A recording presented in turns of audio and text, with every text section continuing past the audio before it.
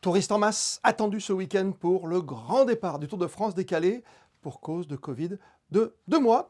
Il y a 4 jours maintenant de la première étape, beaucoup d'incertitudes planent encore sur l'organisation sanitaire autour de l'événement et de la présence de tous les coureurs annoncés. Laurent Jalabert, ancien numéro 1 mondial et consultant cyclisme pour France Télévisions et RTL, nous attend en pleine révision, visiblement, en pleine préparation de l'événement. Bonsoir Laurent. Bonsoir. Consultant pour France Télévisions et RTL, vous l'ancien numéro 1 mondial, grand cycliste, vous avez porté tous les maillots, toutes les couleurs. Hein. Je les ai tous portés, je ne les ai pas tous gagnés, je les ai pas tous ramenés à Paris, mais je les ai tous portés sur le tour, ouais. Ah, le plus beau, c'est lequel? C'est le maillot à pois ou c'est le maillot bleu, blanc, rouge au sommet de Mende? Ah, le plus beau, c'est le maillot jaune. Après, c'est aussi le plus convoité, du coup, c'est bien sûr compliqué de le ramener jusqu'au bout. Mais j'ai la fierté de l'avoir porté quelques jours quand même, 2 journées en 95, 2 journées en 2000, et d'avoir ramené 2 fois le vert et 2 fois les pois les Champs-Élysées. Donc ça, c'était le pois, c'est très bien, C'est c'est bien. sympa, le public aime bien. Ah, le pois, on aime, hein, évidemment. Il y a une sorte de légende pour ce maillot petit pois rouge. Ce sera un grimpeur cette année qui va s'imposer automatiquement. Depuis un moment, le tour est très difficile quand même. Hein. Grimpeur-rouleur? Rouleur, non, parce qu'il n'y aura qu'un contre-la-montre à la veille de l'arrivée, et c'est un contre en côte. Donc oui, forcément, c'est un garçon qui va grimper, qui va s'imposer. Les différences, elles se font surtout en montagne, c'est là que la course devient difficile. Et il y aura pratiquement tous les deux jours une étape compliquée, soit une arrivée au sommet, soit une étape ou accidentée, ou de montagne. Donc un Tour de France qui promet d'être super sympa. Et on le voit parce que la deuxième journée, le dimanche, ça va déjà monter. Le col du Turini qu'on a pratiqué pendant le Paris-Nice, c'est une étape pour, allez, disons-le tout de suite, un Julien Alaphilippe par exemple. Hein. Ça pourrait, effectivement. Julien va trouver, je pense, sur ce Tour de France, plusieurs étapes qui lui conviendront très bien. Et celle-ci, au col du Turini, je pense qu'il l'a reconnu et à mon avis, il a très envie de s'y imposer. Ah, vous avez vu, on est tout excités hein, à l'idée de retrouver les coureurs encore une fois sur le départ de la Grande Boucle, mais on n'oublie pas tout ce qui se passe autour du Tour de France. Et justement, on le voit bien, il y a eu très très peu de jours de course en raison de la Covid-19. Ça veut dire que tous les hommes seront frais aussi au départ. Ils sont frais, ils sont motivés, ça c'est sûr. En revanche, ils ont une préparation qui est peut-être pas la meilleure, enfin en tout cas qui sort de leurs habitudes.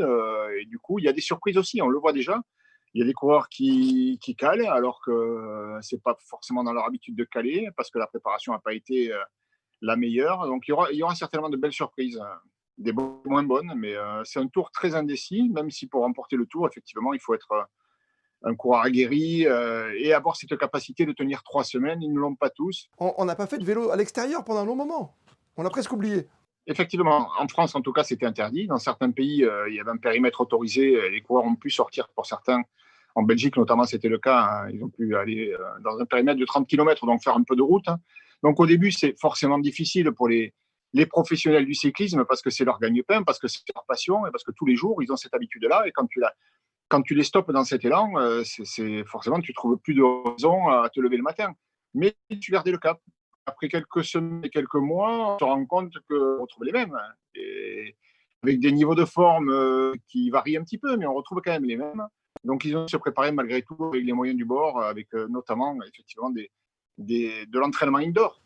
L'entraînement indoor. Alors là, on va se retrouver cette fois dans une bulle sanitaire. Ça veut dire qu'on ne pourra pas approcher, faire les photos habituelles, que c'est un sport populaire. Vous le savez, vous êtes un magnifique exemple. Vous qu'on surnommez le panda, Laurent Jalabert. Les gens aiment voir leur champion. Ça va être compliqué ce rapport public-champion, surtout sur le Tour de France, qui est la plus belle épreuve. Hein.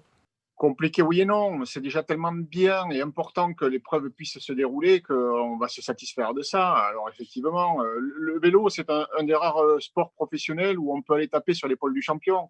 Bon, mais pour cette fois-ci, on ne le fera pas. Et les champions seront mis un peu à l'écart, ils seront préservés parce qu'il ne faudrait surtout pas que l'un d'entre eux attrape le virus et qu'il se propage ensuite dans le peloton, ce qui voudrait dire que la course aurait peu de chances d'aller jusqu'à son terme. Est-ce que les gens ont tous le masque au bord de la route? Est-ce que vous, par exemple, je vous ai vu sur Oui. Dauphiné Libéré, vous étiez entouré de personnes toujours bien protégées? Oui, bien sûr, oui, oui, tout à fait. Je crois que c'est bien ancré maintenant dans l'esprit des gens. Il faut faire attention, protéger. On n'a pas peur forcément du voisin, mais on a peur d'un virus et il faut faire attention à ce qu'il ne se propage pas. Donc les gestes barrières, ça a été martelé, martelé, martelé. Donc je pense que tout le monde les connaît maintenant. Et et les applique dans son propre intérêt, et puis parce qu'on a envie de pouvoir profiter de la fête le plus longtemps possible, et surtout de ne prendre aucun risque. Le départ, c'est samedi.